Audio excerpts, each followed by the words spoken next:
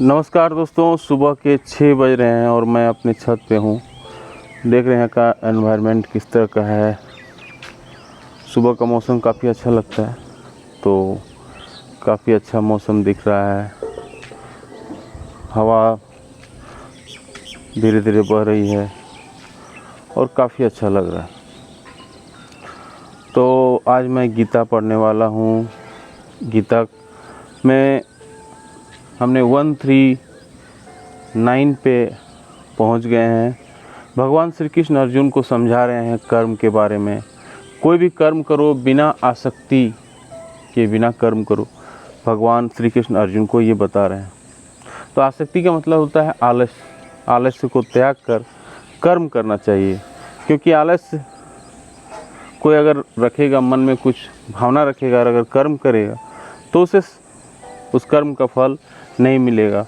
भगवान श्री कृष्ण क्लियरली बोलते हैं कि जो भी तुम्हें चाहिए कर्म करो, मैं तुम्हें दूंगा। उसका अधिकार, कर्म का फल देने का अधिकार हमको है, वो मैं तुम्हें दूंगा। लेकिन तुम्हें कर्म करना पड़ेगा और निष्काम कर्म करना पड़ेगा, आसक्ति रहित कर्म करना पड़ेगा। तो ये भगवान श्री कृष्ण अर्जुन को समझा रहे हैं। अगले श्लोक में क्या बोलते हैं, पेज नंबर 131 में, वो समझने की कोशिश करते हैं। तो भगवान श्री कृष्ण बोल रहे हैं, यद दारिचरति श्रेष्ठस्त देवतर जनः स यत् प्रमाण कुरुत लोकस्त दनुवर्तते। यानी महापुरुष जो अनुसरण, जो आचरण करता है, सामान्य व्यक्ति उसी का अनुसरण करता है। वह अपने अनुसरणीय कार्यों से जो आदर्श प्रस्तुत करता है, संपूर्ण विश्व उसका अनुसरण करता है।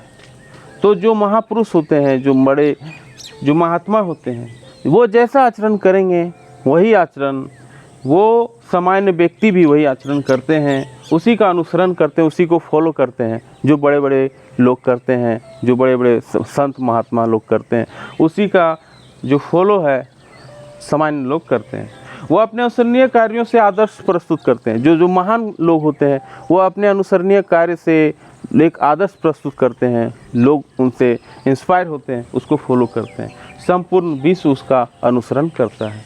तो ये वही बात हुई कि सामान्य लोगों को सदैव एक ऐसे नेता की आवश्यकता होती है जो व्यवहारिक आचरण द्वारा जनता को शिक्षा दे सके।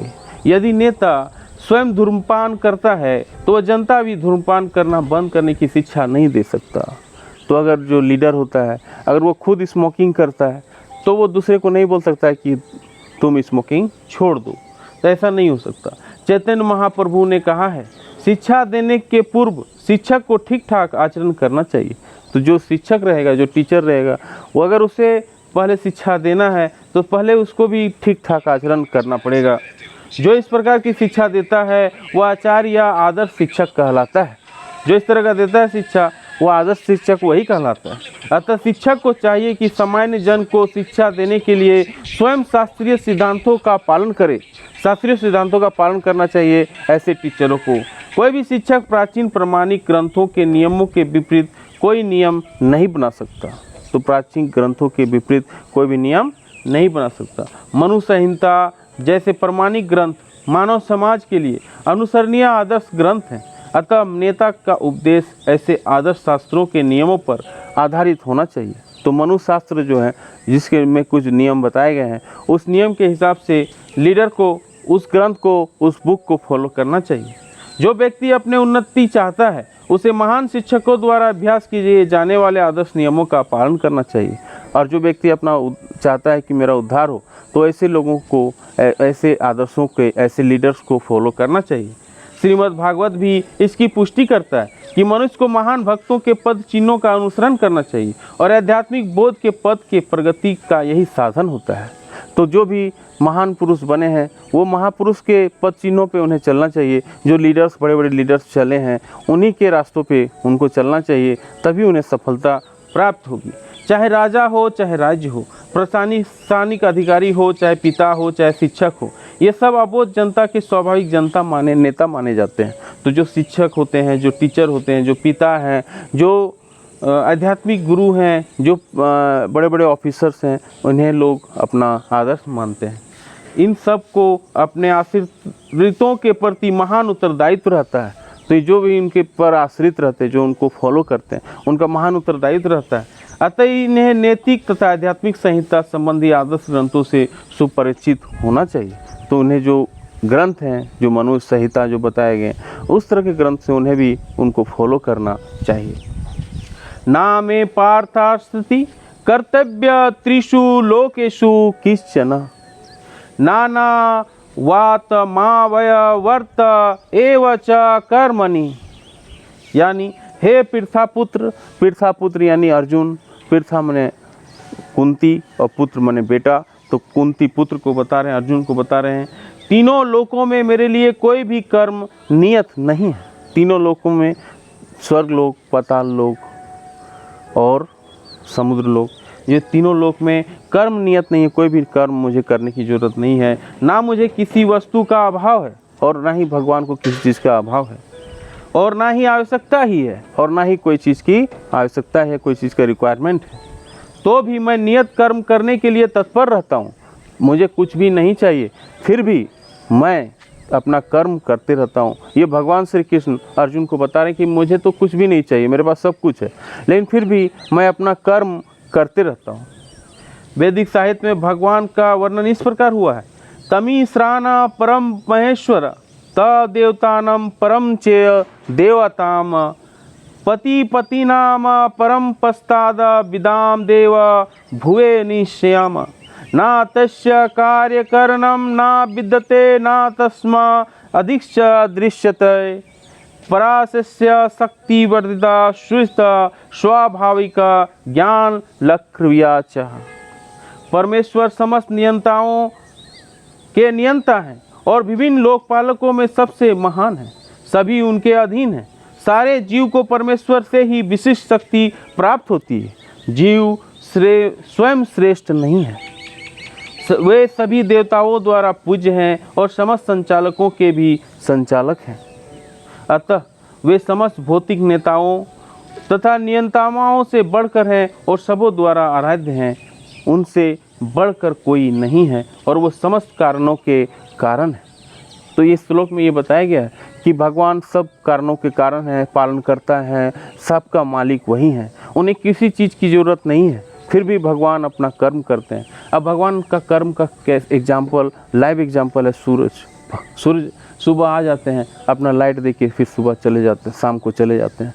तो उनका वो नियत काम है, वो करते हैं, वो हर काम अपना, वो जो अपना डेली रूटीन है वो करते हैं। रात होना है होता है, जो पेड़ हैं जिन्हें फल देना होता है वो देते हैं, तो जिन्हें वर्षा ऋतु वर्षा कराना होता है वो कराते हैं। तो सबका अपना अपना काम है, सबका अपना नियत कर्म है और वो नियत कर्म करते हैं। सबको अपना नियत कर्म करना होता है।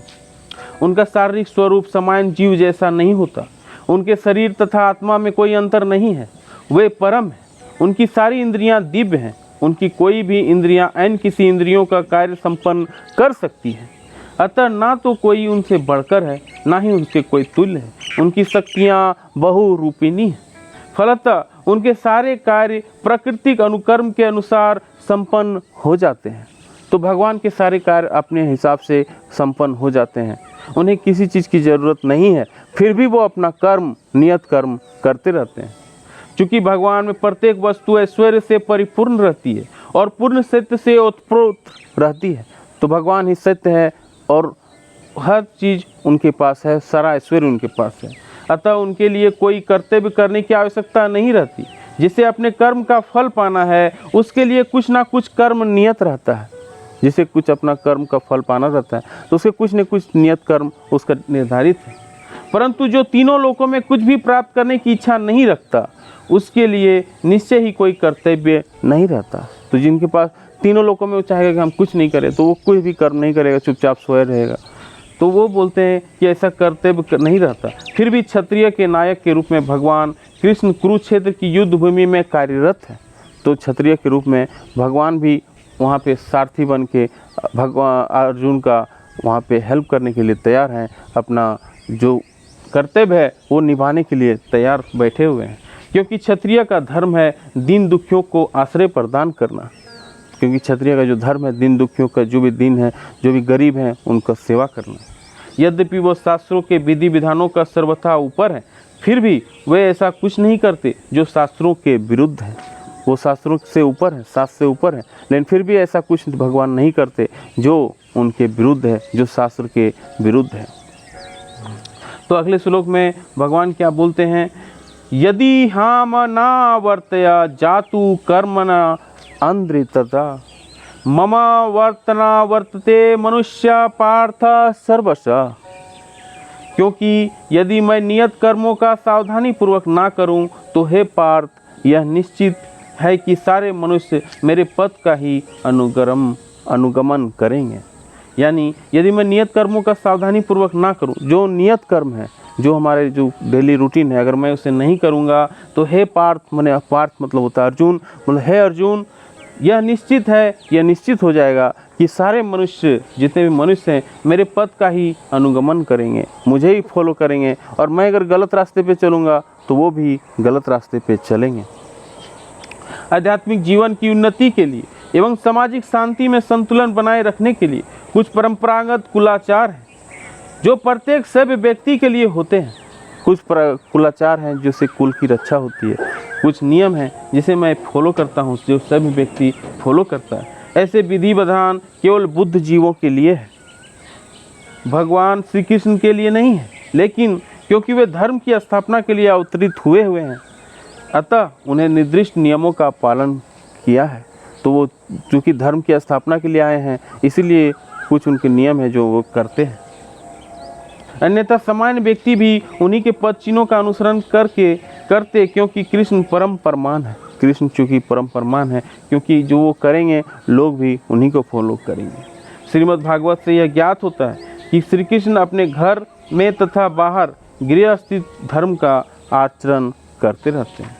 तो जो आचरण है, जो सही धर्म है, उनका फॉलो भगवान श्री कृष्ण करते रहते हैं।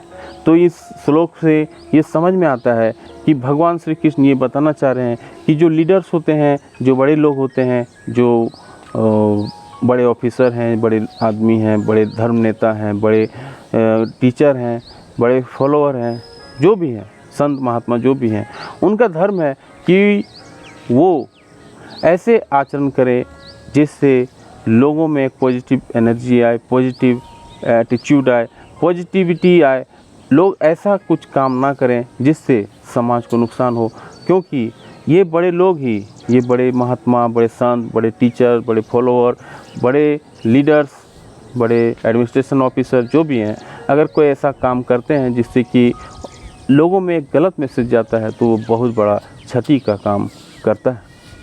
तो कल अगले श्लोक में क्या भगवान श्री कृष्ण बोलेंगे, कल समझने की कोशिश करेंगे।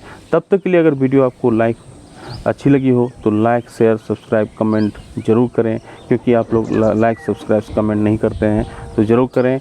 जय हिंद, वंदे मातरम।